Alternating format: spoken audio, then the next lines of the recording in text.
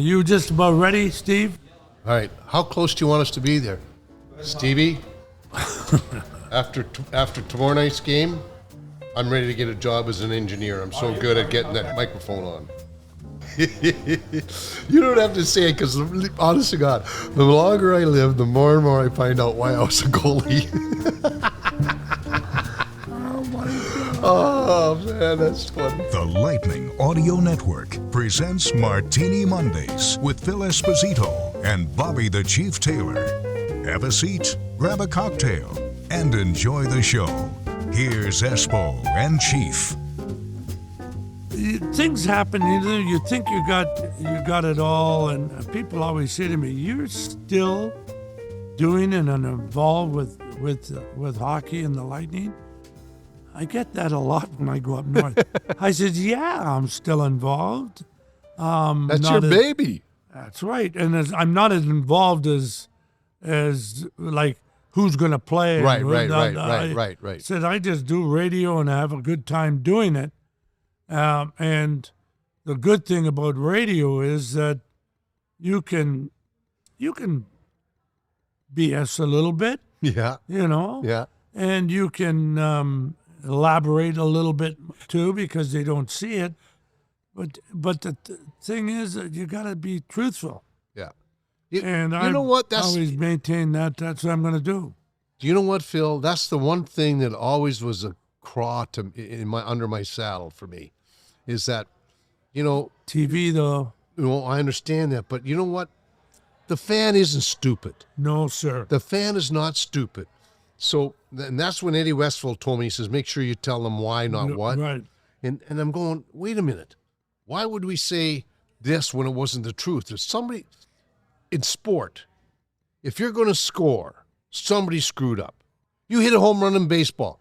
The pitcher hung the curveball or the fastball, the fastball didn't rise or it didn't cut the corner, whatever. Somebody made a mistake, right. Okay? Same in basketball, football, Same thing, interception, whatever. Or a guy was wide open, the linebacker didn't pick him up, he thought the defense, whatever it is. There's always a mistake while you score. Yeah. It doesn't matter what sport, too. No, it doesn't. No. So why are you so afraid to point out the mistake on hockey when you're a broadcaster? Because, management doesn't want you to. But the thing is, Chief, you could always come back and say, what a great play this guy made the other time. And sport is great plays and mistakes. Great plays and mistakes. Why can't you just say that? Well, it's gotten worse over the decade. Oh, my gosh, yes. Because it's gotten to a point where you can't say very much. Right. And when you do, they take it as you're being, what's the word, negative to a fact that you're saying things about them that is not good. And nobody's going to watch if you keep telling them that? Or else the league is going to come down on you because you said that. Criticize the referees? Hello? Well, that's never going to stop with me. I can't help it. Me neither. It just isn't. And the penalties they call now. Anyway. I mean, I'm sorry they took the names off the back of the officials. Yeah. But they did it to protect the officials. And you notice they never announced the referees. They put it on the board before the game starts. And okay, who's refereeing? And it makes a big difference. I don't know whether guys nowadays keep track of officials like I used to. I did. Well, they have tendencies. Yes, that's why I kept track. We all knew Wally Harris is one of the best guys in the world, but we all knew that you could do anything away from the puck. Yeah, but when around your puck, you couldn't do anything because he would make sure that if you couldn't hook the guy, because he didn't want a scoring chance ruined. Exactly. But if you were away from him, you could have had him over the head with your stick, and Wally wouldn't see it. They had the one referee, but think about power plays, and it's getting to the point where you're only getting 2 or 3 power plays a game for most of the time anyway. Yeah. But it's for silliness, like knocking the stick out of the guy's hand. That just kills me. The helmet falls off. You got to go to the bench. They say it's for safety purposes. How in the hell did we all survive Now, can these guys shoot harder? Because absolutely. They use a composite stick, folks. They do not allow baseball players to use the aluminum bats. Right. You know why? Because the ball comes off that bat a lot quicker than it does off of wood. Could kill the pitcher, okay, if it hits Yep. it. In hockey, the same thing. The puck goes probably 8 to 10 miles an hour faster with the composite sticks. Yep. And these guys are pretty real good shooters where they can hit spots Oh, like we couldn't do. they have more time too to They get the have shot more away. time, and they also practice constantly because they make enough money that they didn't have to work a little bit in the summertime Exactly. to survive. Yeah. So I they agree. work out. Yep. Is that good? Is that progress? Absolutely. Yep. I think it's progress because, hell, I would have It should loved, be that way. I mean, I would have loved but not to be able to work until I was 30. That's 1972, folks, Yeah. when the first time I quit working in the summertime in a steel plant Yep. to make ends meet. And I think about And I that. quit And betting I had on already horses. scored 76 goals, for crying out loud. I quit betting on horses back then. Well, Cheesy would say to me, Phil, I got know. one. Those were fun times, though. I got to tell you. They were fun times, too. And I missed them. And like we've talked about this, too. And the players don't have the opportunity that we had to go out and be, I don't know, nobody bother you that much. Man, you can't get dumb and stupid now. Yeah, you Like we did. Yeah, that's true. And That's very good analysis. we had a lot of fun, but you can't do that now because of social media and Money. oh yeah. You know what I got to do? We got to get Andy on here. Yes, Because I want to wanna- get that guy I know, on because here. I want to ask him because he's right around the era when everything really So we changed. started to change. Because those guys had a lot of fun. Yes. The 04 team that won the cup here, they had a lot of fun. I wanted to ask them. They did, didn't they? Yeah, they did. They were like the bridge to where it is now, where you got to be really careful of what you do when you're away from the rink.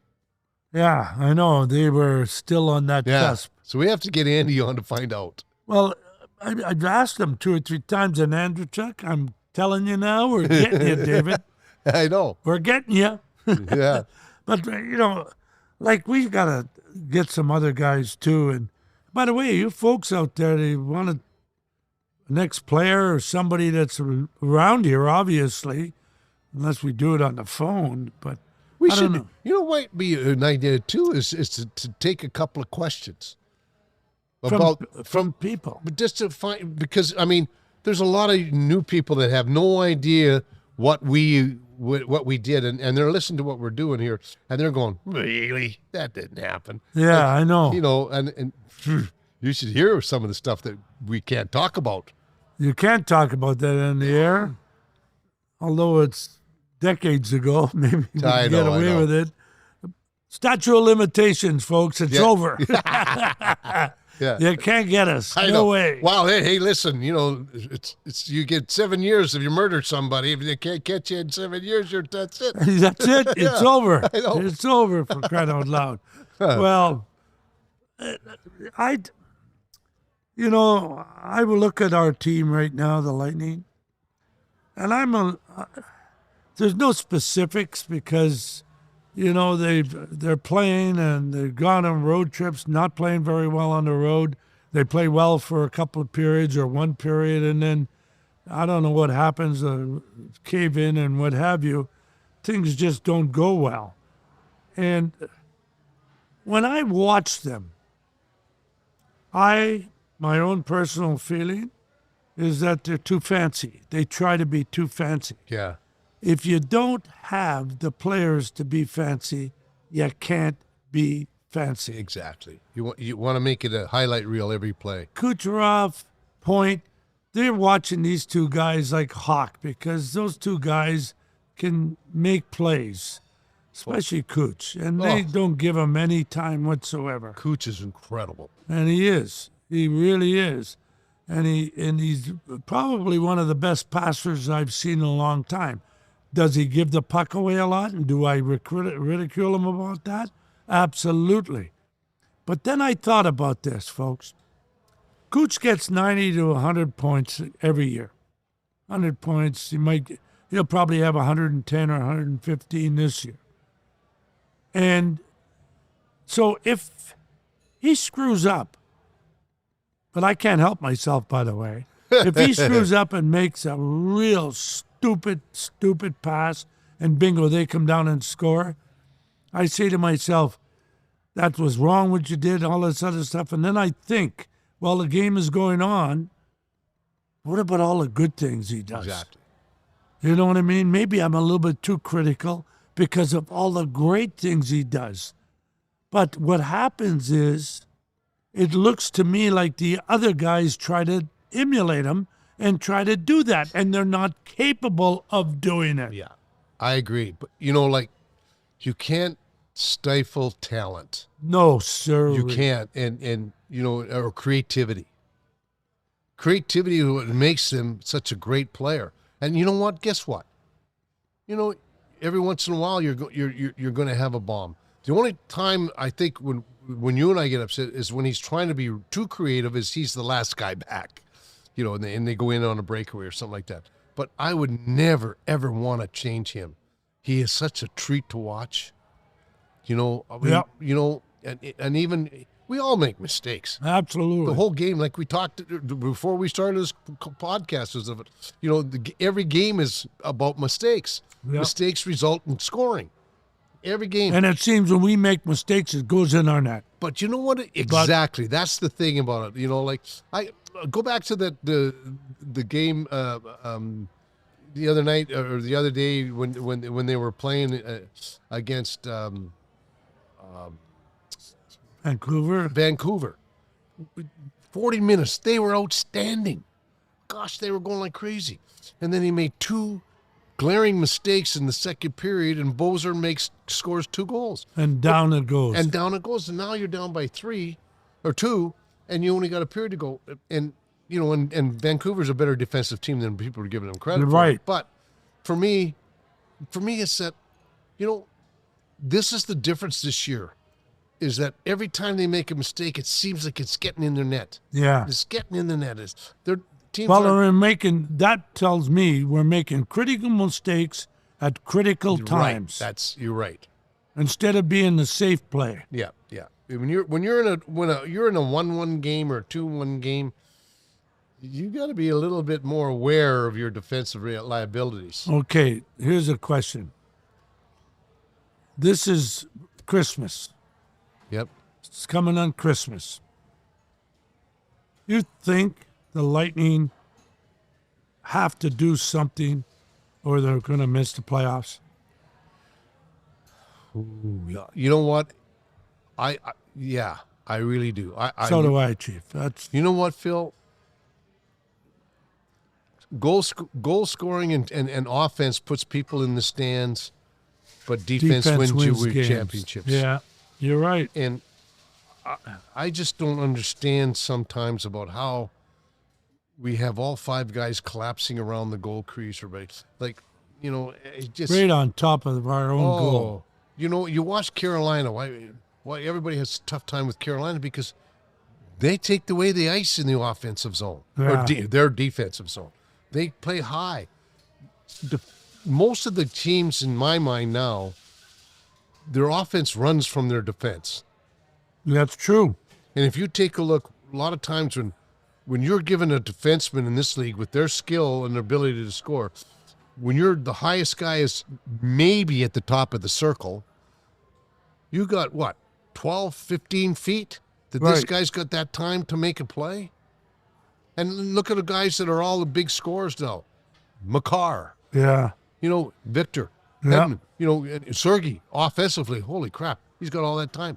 When you take a look at all these guys, they've got, the defensemen have so much time now. They never had that before. Well, it seems to me that they're forcing the issue pretty much now on our defense. Exactly. They're coming at us and not giving any time whatsoever. Yep. And we make that cross-ice pass all the time. Yep. People are reading it. Yep. There's got to be something that's got to change. Phil, think about it. Everybody looks at the replay. Geez, they're even looking at iPads on the bench for God's sakes. know. Are you kidding me? So your tendencies or your tendencies are, boom. You do it twice, all of a sudden they know you're doing it. Yeah, but I would remember. Yeah. If I was in the wrong position or whatever, Right. I did and it's your own fault. It's your fault. So you say, okay, I'm not going to get close. I believe we collapse way close to their net too, on the offense. Yep. I've said it once. I've said it almost every stinking game. If somebody would just stay out around those hash marks, the puck is going to come there. Yep. Even between the hash marks and the top of the circle. Absolutely. You know what? What is that old adage? It's a lot easier to move in than it is to move back. Well, so if you're on the goal crease and standing on your toe in the blue, the rebound comes out.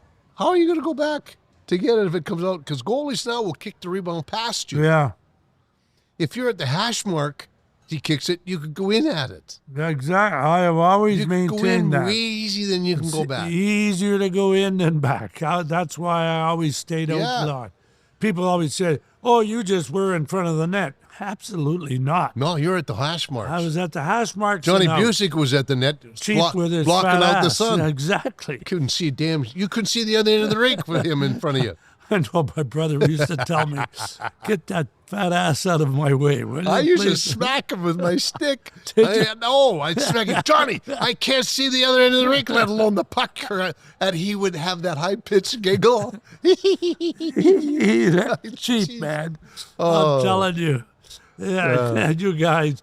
But I'm worried. I'm worried about our team this year. I am.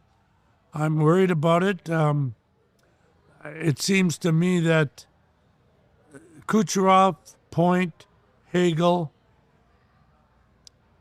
Stamkos on the power play, Paul on the power play, Cirelli, he's a streaker. Yeah. When he scores, he'll score 4 or 5 in games, and then he'll go for 4 or 5 games. But you never expected Anthony Cirelli to be a big goal scorer. No, he's such a good defenseman. Absolutely. But you know what? For me, I'm a little nervous about that part because he's so good defensively that I think that they're trying to instill the fact that you got to be better offensively, and his defense will suffer because of it. Do what you do the best and let the other fun come to you. Don't Couldn't try agree to force more. it. I've told you this story before with Herb Brooks and Mike Rogers. Yeah. You know, scores 100 points 4 years in a row, and all of a sudden, Herbie wants to make him a defensive guy. I just couldn't understand that. Yeah. I think I got in a I lot of remember trouble with Herb about that. Yeah. A lot of trouble. But, hey, look, that's my opinion. I was doing the television back then for the Rangers, and that was my opinion. And I remember saying to Joe Cohen, who was the head of Madison Square Garden Network, I said, "Joe, I just saying what I see. Yep. And that's what you're paying me for. And I got paid more for doing that than I did playing. Think about that. Me too. Let me ask you Isn't that unbelievable? Did you ever have players come to you and say and confront you? Wait a minute, you're busting on me too much. In New York, I'm trying to think of who it was, because I used to pick on Rayo Ruotsalainen. I did. You know why? Because they made a big deal that said, this guy's the second coming of Bobby Orr. I picked on him because of his damn name. I couldn't say it. Ruotsalainen. Ruotsalainen. Riho, I didn't give Rojo. a- but see, they I changed don't- his name every week. I don't care what they say. I'm going to call him the way I think it's right when he first came into the league.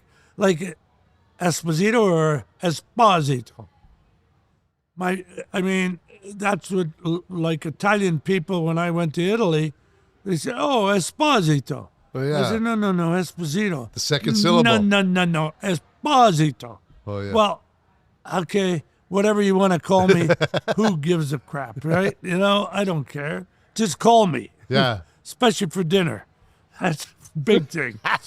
But Ruotsalainen, And it wasn't him that came to me. It was his agent. He says, why do you pick on Rayo? I says, He wasn't Riho at that time? Rayo Richelainer. Yeah, but was he Riho? He wasn't Riho at that time because he changed his name to Rio one time. I have no idea, Chief. I'm just busting. Oh. That's what shit drove me nuts about him. Yeah, just call him Rayo, and that's it, Rayo Richelainer. Anyway, and I says, well, I don't know whether it was you, and I wish I could remember his agent. Golly, I wish I could remember his agent. It might have been the guy from Winnipeg. Oh. Golly, nice guy. Yeah. Real nice guy. For an agent, he was terrific. The reason why we're saying that because when we played, we had no agents. So when the 2 or 3 that came in, you knew who they were. You knew who they were. Anyway, and I said, but you put out this whole thing, and I'm sure you were responsible as much as anything, that this guy was a second coming of Bobby Orr. He skates like Orr, he's fast like Orr, he could shoot like Orr. I says, come on. The only thing he's got in common with Orr is he's got 2 legs, he's got 2 arms, and he's got a head. Let's face it. But there's nobody compared to Orr. Nobody. To this the day, closest still. was Paul Coffey, maybe. No. But even Paul wasn't good defensively like Bobby was. Bobby was really good. Bobby was good defensively. too. God, he was so good, he would let you go by him and he could check you from behind. Absolutely, because he couldn't skate backwards. I'm telling you, he could not You know skate what? backwards 'Cause well. I played against that little crook when he was in Oshawa, and I was in St. Catharines, that little bugger. And he was 14 years old, and he was the best player in the league. I know. Just good. It's like Gretzky Oh, yeah. when he came in, Yep. you know? Yep. Thank you for listening to Martini Mondays with Phil Esposito and Bobby the Chief Taylor. New episodes drop every Monday in your favorite podcast app. And don't forget to tip your waitress and leave us a 5-star review.